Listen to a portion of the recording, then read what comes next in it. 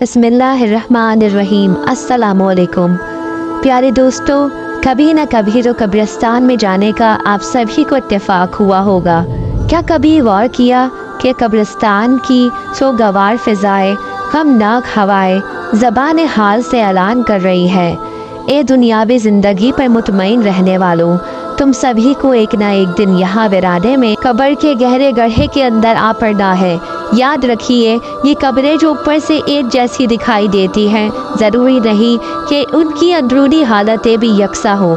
जी हाँ, इस मिट्टी के ढेर तले दफन होने वाला अगर कोई नेक इंसान होगा तो उसकी कब्र के अंदर जन्नत की खिड़की खोल दी जाती है और उसकी कब्र वसी हो जाती है। और अगर इसी के बरक्स कोई इंसान नेक ना हो, गुनहगार इंसान हो, तो उसकी कब्र के अंदर जहन्नुम की खिड़की खोल दी जाती है, जिसमें से आग के शोले भड़क रहे होते हैं और उसकी कब्र तंग कर दी जाती है। कब्र में आग सुलग रही होती है, सांप और बिच्छू दफन होने वाले के बदन पर लिपटे होते हैं और ऐसी चीखों पुकार बची होती है जिसे हम सुन नहीं सकते। प्यारे दोस्तों, इन कब्रिस्तानों की वीरानियों को देखिए और गौर कीजिए कि क्या जीते जी हम में से कोई किसी कब्रिस्तान में एक रात ही तन्हा गुजार सकता है। शायद कोई भी हिम्मत ना कर पाए। तो जब जीते जी तन्हा रहने से घबराते हैं, तो मरने के बाद जबकि तमाम दोस्त व अहबाब और सारे अजीज़ व अकारिब छोड़ कर चले जाते हैं, अकल सलामत होगी, सब कुछ देख और सुन रहे होंगे हम, मगर हिलने जुलने और बोलने से भी कासिर होंगे। ऐसे हालात में अंधेरी कब्र के अंदर हम तन्हा कैसे रह पाएंगे। हमारा हाल तो ये है कि अगर आसाइशों से भरपूर खूबसूरत कोठी में भी तन्हा कैद कर दिया जाए तो घबरा जाए। प्यारे दोस्तों, यकीन मानिए, कब्रिस्तान में दफन होने वाले आज हमें ज़बान हाल से नसीहत कर रहे हैं। ए गाफिल इंसानों, याद रखो, कल भी वही यानी दुनिया में थे हम, जहाँ आज तुम हो, और कल तुम भी यही यानी कब्र में आ पहुँचोगे जहाँ आज हम हैं। यकीनन जो दुनिया में पैदा हुआ उसे मरना ही पड़ेगा। जिसने ज़िंदगी के फूल चुने उसे मौत के कांटे ने ज़रूर ज़ख्मी किया। जिसने खुशियों का दर्ज यानी ख़जाना पाया उसे मौत का रंज मिलकर रहा।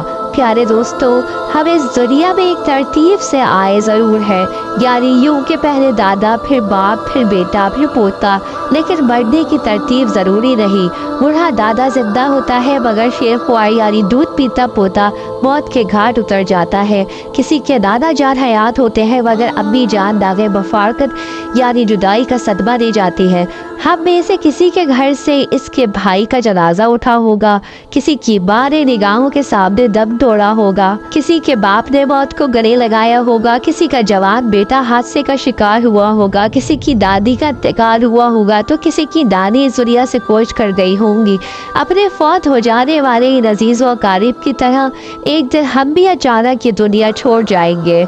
हज़रत सैयदना अनस बिन मालिक रज़ी अल्लाह ताला अन्हु इरशाद फरमाते हैं, क्या मैं तुम्हें उन 2 दिनों और 2 रातों के बारे में ना बताऊं?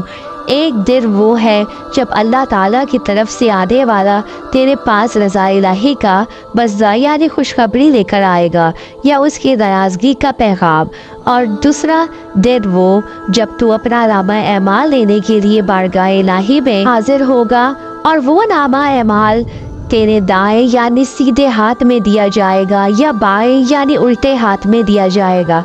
और 2 रातों में से एक रात वो है जो बैयत अपनी कब्र में गुजारेगी, उससे पहले उसने ऐसी रात कभी नहीं गुजारी होगी।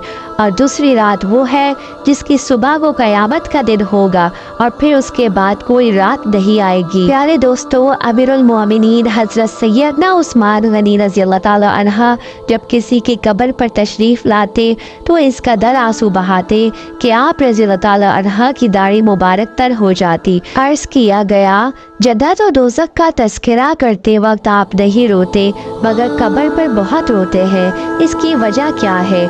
फरमाया, मैंने नबी करीम सल्लल्लाहु अलैहि वसल्लम से सुना है, आखिरत की सबसे पहली मंजिल कब्र है। अगर कब्र वाले ने उससे निजात पाई तो बाद का मामला उससे आसान है, और अगर उससे निजात ना पाई तो बाद का मामला ज़्यादा ख़तरनाक है।